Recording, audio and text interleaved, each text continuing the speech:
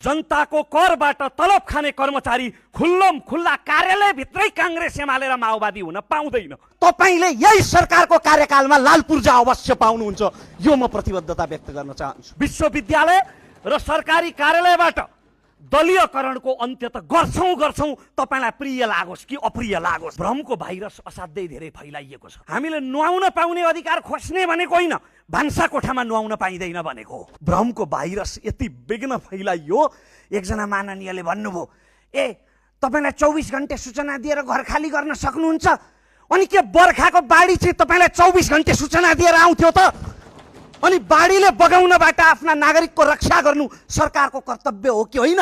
चैत्र मसान्तभन्दा अगाडि जग्गा चर्चेको प्रमाण पुर्याउने सबैलाई लाल पूर्जा दिउँ, जो वास्तविक भूमिहीन र सुकुम्बासी। सभामुख महोदय, सम्पूर्ण विषयहरूको व्याख्या गर्ने समय छैन, समयको पाबन्दी छ।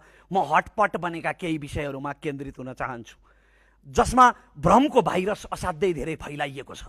पहिलो, सङ्गठित हुने अधिकारै कुण्ठित गर्न आँटे हो।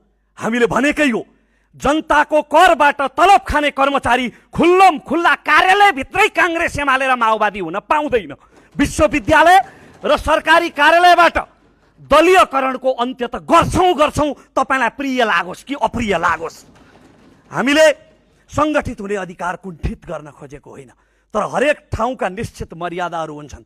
अझ बुझ्ने गरी भन्दा, हामीले नुहाउन पाउने अधिकार खोज्ने भनेको होइन, भान्सा कोठामा नुहाउन पाइँदैन भनेको हो। अर्को विषयमा पनि असाध्यै धेरै भ्रम फैलाइयो। यो सरकार सुकुम्बासीप्रति निर्मम भयो। अघि 18 वटा सुकुम्बासी आयोग र खर्च भएको 9 अर्ब रुपियाँको निर्मम प्रसङ्ग माननीय यज्ञमणि नेउपानेले सुनाउनु भयो। म त देख्दिनँ, तर म मेरा अग्रजहरूलाई ऐना हेर्न आह्वान गर्छु। 35 वर्षसम्म तपाईँको गलत नीतिले सृजना भएको र तपाईँको बदनियतले विकराल बनेको समस्या हो कि होइन सुकुम्बासी समस्या? सरकारले जोखिमयुक्त क्षेत्रबाट, नदी किनारबाट नागरिकलाई उद्धार गरेर बचाउन चाह्यो। भ्रमको भाइरस यति बिघ्न फैलाइयो, एकजना माननीयले भन्नुभयो, ए तपाईलाई 24 घण्टे सूचना दिएर घर खाली गर्न सक्नुहुन्छ, अनि के बर्खाको बाढी चाहिँ तपाईलाई 24 घण्टे सूचना दिएर आउँथ्यो त?